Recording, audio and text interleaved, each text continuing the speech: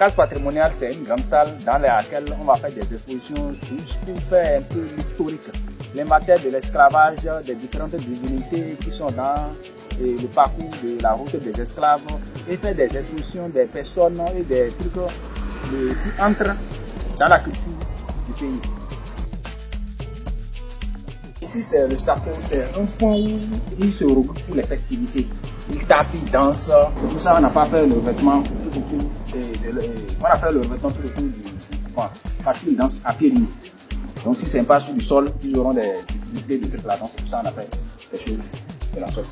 Pareil aussi, là, c'est toujours le Saco. Comme vous venez de le dire, c'est typique du Bénin. On a, puisque aux anciens temps, nous n'avons pas trop le ciment, tout ça là, c'est le traditionnel fait. Donc on a utilisé aussi ce même système traditionnel pour construire le bâtiment. Certes, nous sommes un peu à l'ère de la révolution, tout ça là, la fondation est restée normale. Mais au niveau de l'élévation, nous avons fait l'essai d'utiliser les briques en terre comprimée, en sable latérite rouge. On l'a fait avec une machine pour pouvoir les comprimer, pour que ça puisse résister avec le temps. Typiquement local, on le trouve au Bénin. Tout, c'est typiquement local. C'est les briques qu'on a utilisées pour faire ces photos. La toiture que vous obtenez, vous allez constater que c'est un peu une forme comme on le fait dans nos cuisines dans l'ancien temps.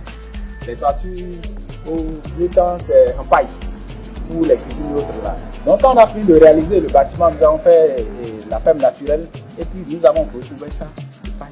D'épaisseur 30 qu'on pourra entretenir périodiquement pour pouvoir garder la nature puisque nous sommes dans un couvent pour pouvoir montrer que nous sommes restés purement retournés à l'ancienne époque. Même si vous faites le tour dans la ville de Ouidah, vous allez constater que même les anciens bâtiments qui sont construits depuis les 90 ont exactement la forme. Un exemple, c'est encore à côté.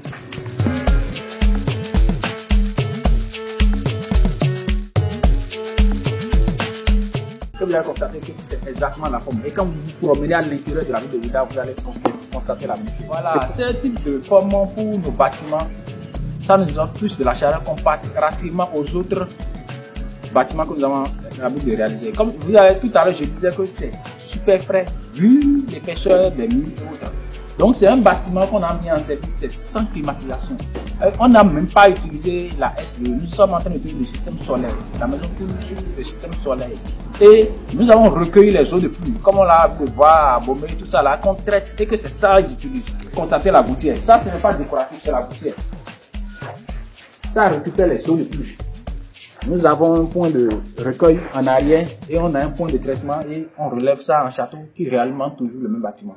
En tout cas, merci pour ces précisions. Merci pour ce travail qui valorise la culture béninoise. Et surtout, merci de retourner un peu en arrière pour voir ce que nos ancêtres ont fait et les revaloriser au travers de votre travail.